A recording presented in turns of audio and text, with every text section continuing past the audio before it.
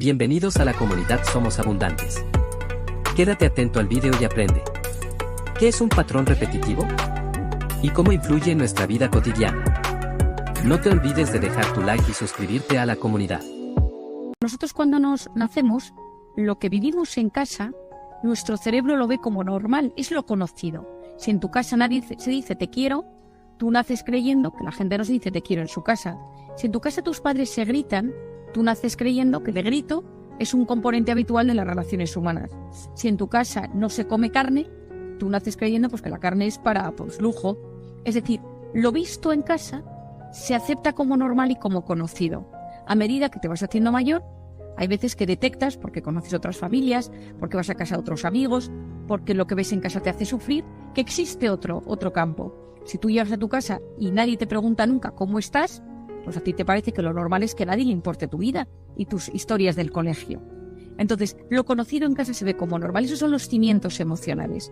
A medida que van pasando los años, pueden pasar tres cosas. La primera es que tú repliques inconscientemente lo vivido en casa. Es decir, si tú has vivido relaciones de gritos, que tú de repente entres en relaciones tormentosas donde hay siempre gritos, conflictos. Si tú de repente viviste lo de los gritos y lo consideraste algo que te hizo sufrir enormemente, que te vayas al extremo contrario. Pero el extremo contrario es que incluso una relación de dependencia, de hipersensibilidad, donde todo es un motivo de muchísimo dolor, donde que la persona de enfrente te mira en un momento, te ponga una mala cara, ya es un conflicto.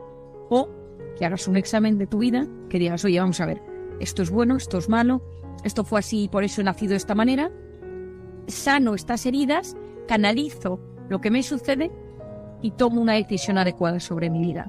¿Cuánta gente, seguro que alguno que me está escuchando, de repente tuvo un padre alcohólico y de repente te sorprende que has acabado con una persona que tiene problemas con el alcohol? Entonces, ¿pero cómo he repetido el mismo patrón? ¿Será mala suerte? Lo que pasa es que cuando tú viste el alcohol en esa persona, tu cerebro no lo detectó como amenaza. Hay un caso que cuento en el libro, muy sencillo de entender, pero que me pasó un día en consulta y dije, esto me va a ayudar a explicarlo.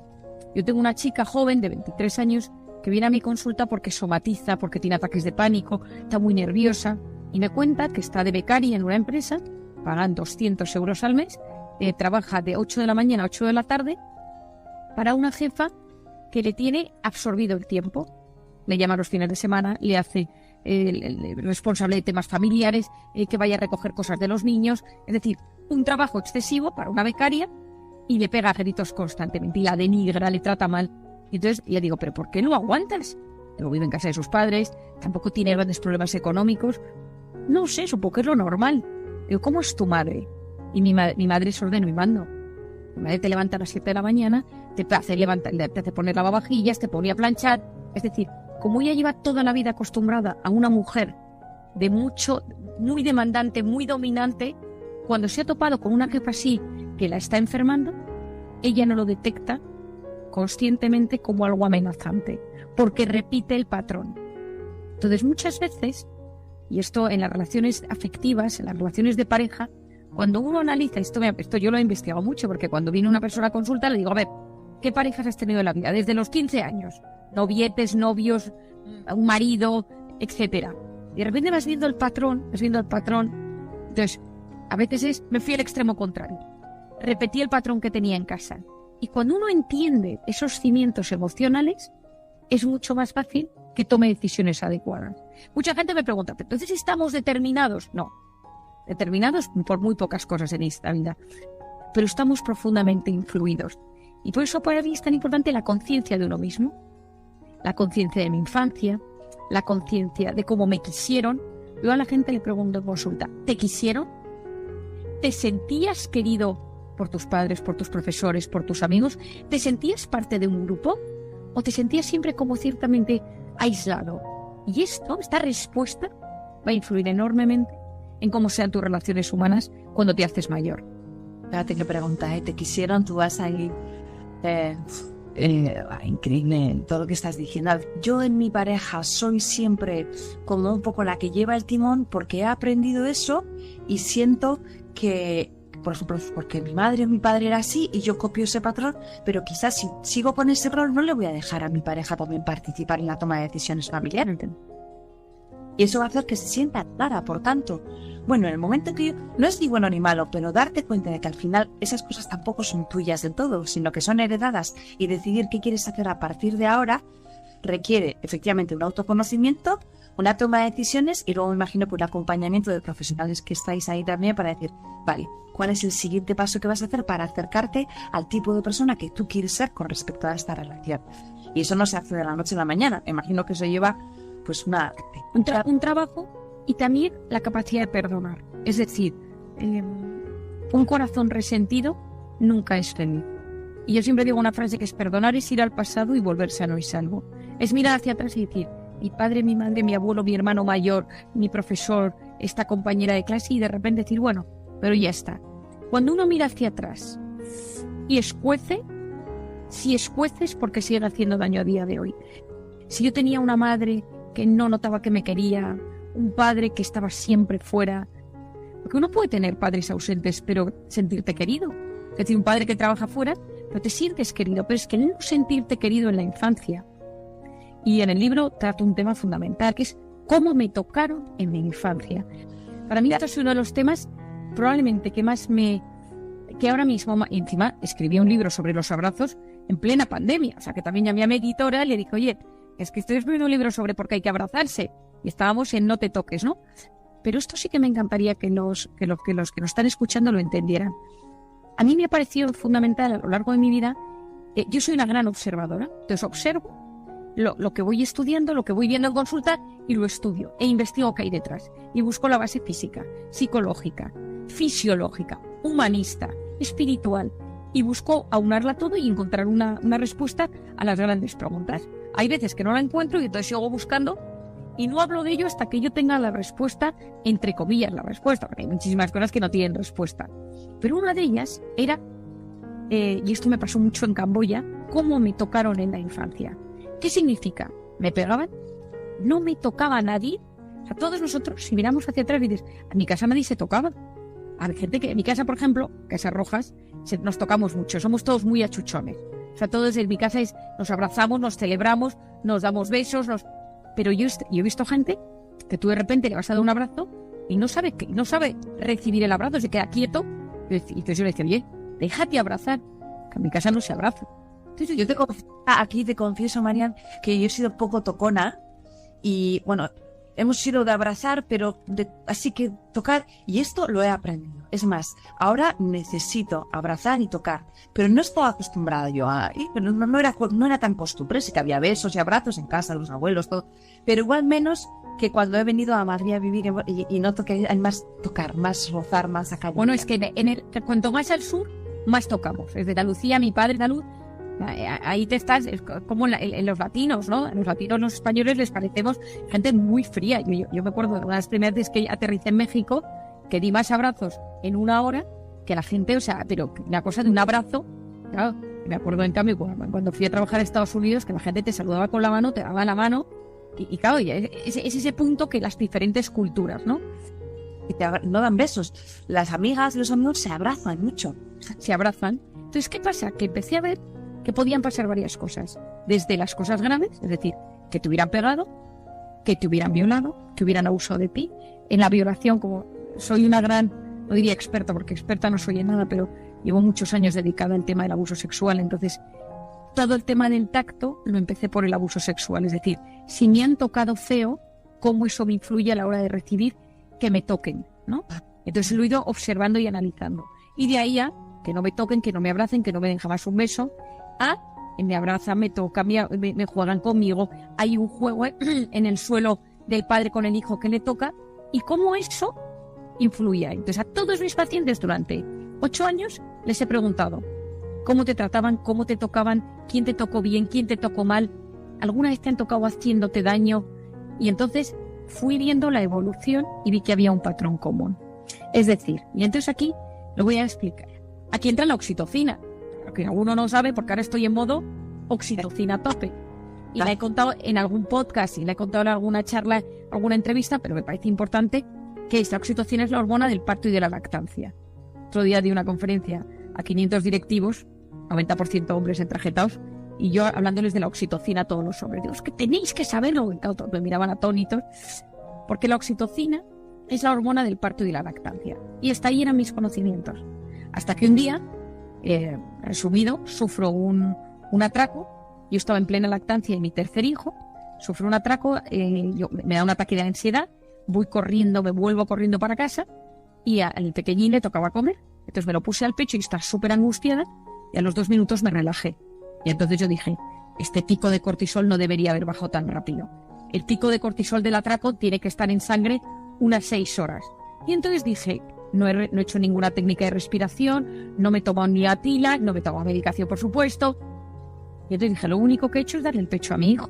Y entonces me metí en internet y busqué, empecé a investigar, dije la oxitocina, la prolactina, y de repente descubrí que yo no lo descubrí, lo leí, pero me di cuenta, como tantas cosas, que cuando tú eras capaz de estimular la oxitocina, bajabas el cortisol. Y entonces yo dije, tengo que investigar todas las maneras que existen hoy en día para bajar el cortisol y estimular la oxitocina. ¿Y qué pasa? Que la oxitocina es la hormona de los abrazos, es la hormona de las caricias, es la hormona de cuando te tocan y te quieren bien. Entonces, ¿qué me di cuenta? Que mucha gente que durante su infancia no la han querido, no la han abrazado, la han pegado, han abusado de ella, física o sexualmente, esa persona, como todos nosotros necesitamos oxitocina en nuestra vida, tú cuando te vas haciendo mayor buscas la oxitocina de otras maneras. Por ejemplo, con las mascotas, esa necesidad de mascotas. Estamos en un momento donde el otro día leí una titular que hay más perros en España que niños menores de 15 años. Es una cifra como así, ¿eh? Creo que estoy casi segura de que es la que os estoy diciendo. Por otro lado, ¿cuánta gente busca a través del sexo? Lo que busca en ese momento es un abrazo, es de alguien que te haga mucho caso físicamente en un momento dado. Es decir, yo que me dedico a preguntarle a la gente, dice, me descargué Tinder, me busqué tal, quedé con una persona, digo, ¿qué buscabas? Dice, no sé, sentía solo, necesitaba, y le digo, tocar, que alguien te tocara. Entonces, esa oxitocina que buscamos, que aparece en las relaciones sexuales, pero aparece en el abrazo, aparece cuando estás con esa persona que llevas mucho tiempo sin ver, que te escucha atentamente, te mira a los ojos, no hay móviles, no hay pantalla, y toda tu atención puesta en ti y dices, qué gusto, ¿no? O sea, ahí hay oxitocina. ¿Qué pasa? Que durante la pandemia nos intoxicamos de cortisol y nuestra oxitocina nos la eliminaron. No abrazos, no sonrisas, no empatía, no te acerques, no te toques, no salgas, no te ilusiones, no hagas planes. Y entonces la oxitocina, que es la hormona que nos sana, potencia el sistema inmune, nos la eliminaron de la ecuación. Entonces hay que volver a la oxitocina, ¿no? Es decir, hay que volver a... Y muchas personas que están solas, pues sus mascotas, ¿cuántas personas de repente dicen, yo estoy sola, pero de repente mi perro, mi gato, los caballos, por ejemplo, en temas de autismo, que las personas con autismo tienen un problema con la oxitocina, ayudan tantísimo. Ese tacto, ese coger a alguien de la mano, que alguna vez me ha pasado, y lo cuento en mi libro, que a poco después de que nos desconfinaran, un día un paciente se me echó a llorar y me acerqué a él y le cogí de las manos y me quedé mirándolo a los ojos y le dije, te vas a poner bien. Y me dijo, en los últimos 6 meses es la mayor muestra de afecto físico que he recibido. Claro, se te rompe el corazón, porque el ser humano necesita eso. El ser humano necesita que nos queramos, que nos abracemos, que nos juntemos. Es cierto que la pandemia no nos lo ha permitido, pero ahora mismo que las cosas empiezan a estar relajadas, cuidado con aislarnos, cuidado con no permitir, porque entonces nos intoxicamos de cortisol, nos inflamamos, nos enfermamos, las articulaciones, todo, y no tenemos las vías de escape sanas que nos gustan. Es decir, y por eso yo ahora estoy en modo oxitocina a tope. Hay que generar el otro día los directivos, estos hombres empresarios en traje, le dije, todos a por la oxitocina, claro, todos ojipláticos, pero la oxitocina para hombres. Pues habrá quedado seguro. La oxitocina es una de tus grandes protagonistas en este libro, que está más relacionado con el estrés. Me gusta mucho recordar a las personas la relación que hay entre mente y cuerpo y cómo afecta muchísimo en nuestra salud la gestión de nuestras emociones y de nuestros pensamientos. Pero si viene de la boca o del mensaje de una profesora, parece que todos nos lo queremos mejor, ¿no? Cuéntanos hasta qué punto es importante regular nuestro estrés, cómo podemos identificar picos fuertes en nuestro cuerpo, cómo podemos detectar esa luz roja que dice, cuidado, que te viene algo fuerte, porque a veces aguantamos y cuando nos relajamos es cuando nos da el golpe a nivel físico o emocional, ¿no? Cuéntanos un poco Bueno, yo me encantaría que esto se estudiara en los colegios, o sea, se dijeran las noticias, se transmitiera en las universidades, porque mi sensación es que cuando uno se conoce y conoce cómo funcionan, ahora tenemos nociones básicas del organismo y cada vez avanzamos más. Yo estudié medicina hace unos años, ya cada vez sabemos más y más, y tampoco hace falta ser un gran experto en todo, sino tres nociones. Nuestro organismo está en tranquilidad, pues va a trabajar, vuelve a trabajar, está en casa, organiza a los niños y de repente recibe una amenaza. Es decir, pues te llaman del colegio de tus hijos y te dicen, se ha caído tu hijo y tiene una brecha y se está desangrando. Vente corriendo que hay que llevarle al hospital. Susto. Pico de cortisol. Estado de amenaza para mi organismo. Es decir, en ese momento todo se altera. Y cuando me altero, en mi estado de alerta, piensa en la lucha o en la huida. Y entonces empiezo con taquicardias, taquipnea, meto oxígeno. ¿Por qué? Para que haya oxígeno en la sangre y para que mi musculatura se pueda poner en marcha y poder correr, huir, lo que haga falta, ¿no? Y en esos momentos la sangre y mi organismo deja de funcionar las zonas que no necesito. Por ejemplo, el pelo. No es el momento de tener el pelo limpísimo. Entonces en ese momento, o la piel. De repente, o sea, hay órganos de mi cuerpo que dicen, mira, en un momento de batalla tú no necesitas esto. Si tú estás en las trincheras, en plena guerra y están los misiles, pues el pelo da igual y te quedas calvo, se te cae el pelo. Momento de estrés, se te cae el pelo. Entonces, todo tu organismo se pone en marcha para poder luchar. Y eso es gracias al cortisol. El cortisol es una hormona cíclica. Por las noches es bajita, a lo largo de la noche sube hasta las 8 de la mañana, que tiene su pico más alto y luego vuelve a bajar. Pero cuando yo vivo intoxicado de cortisol, por algo que me preocupa, y si me contagio de coronavirus, y si mis padres tienen cáncer, y si mi hijo está en las drogas, y si me quedo sin trabajo, y si no llego a fin de mes, y si me enfermo, y si me pasa esto, y si... Bueno, pues lo que todos sabemos, y esto es el gran quid de la vida, es que nuestro organismo activa el modo alerta por algo real o por algo imaginario. Y para mí este mensaje, tendríamos que saberlo todo a nivel mundial. ¿Por qué? Porque el 90% de las cosas que nos preocupan nunca, jamás suceden. Pero nuestro cuerpo lo vive como si fuera real. Entonces, ¿y si mi hijo tal? ¿Y si mi hija? ¿Y si mi padre? ¿Y si mi hermano? ¿Y si mi negocio? ¿Y si esto me sucede? ¿Y si me enfermo? ¿Y si me da positivo la PCR y entonces no puedo viajar? ¿Y si...? Entonces, en ese 90% de las cosas que nos preocupan nunca, jamás suceden, hay un sinfín de preocupaciones que me van a intoxicar de cortisol. Y esa intoxicación de cortisol va a generar cambios a varios niveles. A nivel físico, se me cae el pelo, me tiembla el párpado, me cambia la piel. ¿Por qué? Porque el cortisol inhibe la regeneración celular. Como tú estás en guerra, lo último que le importa a tu cuerpo es que tengas una cara radiante y cero arrugas y una piel luminosa. Eso le da igual. Te apagas, te salen manchas, te salen arrugas. No regeneras celularmente. Sensación de opresión en el pecho. No respiro bien. Uno se encuentra angustiado. Y luego a nivel digestivo hay todo un cambio. Se altera la microbiota y se altera la permeabilidad intestinal. Si esto es la pared del intestino, yo lo que como aquí se va degradando y lo bueno se va a la sangre y lo malo se va a las heces.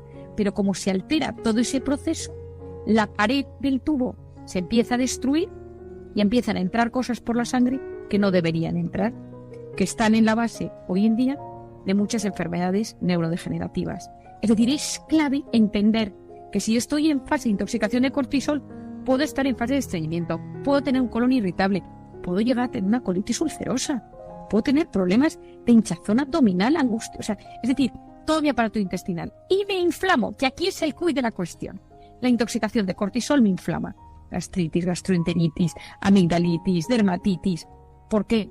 Porque mi sistema inmune y todo mi cuerpo, hay como una desactivación, y en eso todo lo que me empieza a suceder es como que se ha agotado mi sistema inmune, entonces ya no funciona igual de bien. Por lo tanto, si tú en ese momento tienes un virus por la zona, sea coronavirus o el que sea, de repente te enfermas. ¿A quién no le ha sucedido? Está en fase de estrés, de muchísimo trabajo en su oficina, y de repente llegan las vacaciones. Ha estado a tope, preocupaciones, hay que llegar, tal, y al tercer día te pones enfermo. Una gastroenteritis, una infección de orina, un catarro. Bueno, sea mala suerte, por unos días de vacaciones que me tomo al año, me enfermo. Todo tu sistema inmune. A nivel psicológico, lo que me sucede es que no duermo bien. Me despierto por las mañanas y tengo una sensación de agotamiento. No llego a la fase profunda del sueño. Estoy todo el día dándole vueltas y como a las 3 de la mañana me despierto sobresaltado con algo que me preocupa. ¿Por qué? Porque pasas de un sueño a otro y de repente ¡pum! Y eso es súper angustioso. Y si no duermo bien voy a estar peor. Lo siguiente que sucede es que estoy irritable. Esa persona que me caía bien, ahora no la soporto. El tic de mi marido lo veo a las 24 horas del día. Este hijo mío desordenado lo estoy viendo sobredesordenado. Todo me afecta mucho más. Eso puede llevar a ataques de ansiedad y una cosa súper importante es que me puede llevar a la tristeza. Muchas depresiones provienen de estados de alerta permanentes. Muchos cuadros depresivos provienen de vivir en estado de alerta meses y meses y meses y de repente me pongo triste.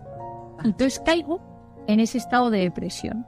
Y luego, finalmente, a nivel de conducta, tiendo al aislamiento. ¿Quién no le pasó que después de la pandemia, o conocéis seguro a alguien, después de esa intoxicación masiva de cortisol, de repente nos dejaron salir a la calle y hubo gente que no quiso salir? Estaba intoxicada de cortisol, tenía miedo, no querían salir a la calle. Por lo tanto, es súper importante entender que cuando yo vivo fases de estrés mantenido, por algo real o imaginario, lo primero es que tengo que ser consciente de ello. Porque mi organismo me va a ir mandando señales. Ataques de migraña, que mi cuerpo no me responde, contracturas musculares, que de repente noto que no paro de enfermarme, todo tipo de bichos, los cojo todos y estoy con sensación de repente empiezo a perder pelo, se me caen mechones de pelo y se alopecias areatas. Mi cuerpo es el depositario de mi verdad y me va mandando señales. Y lo que mi cuerpo me dice es, ojo María, cuidado que esto no va bien. ¿Por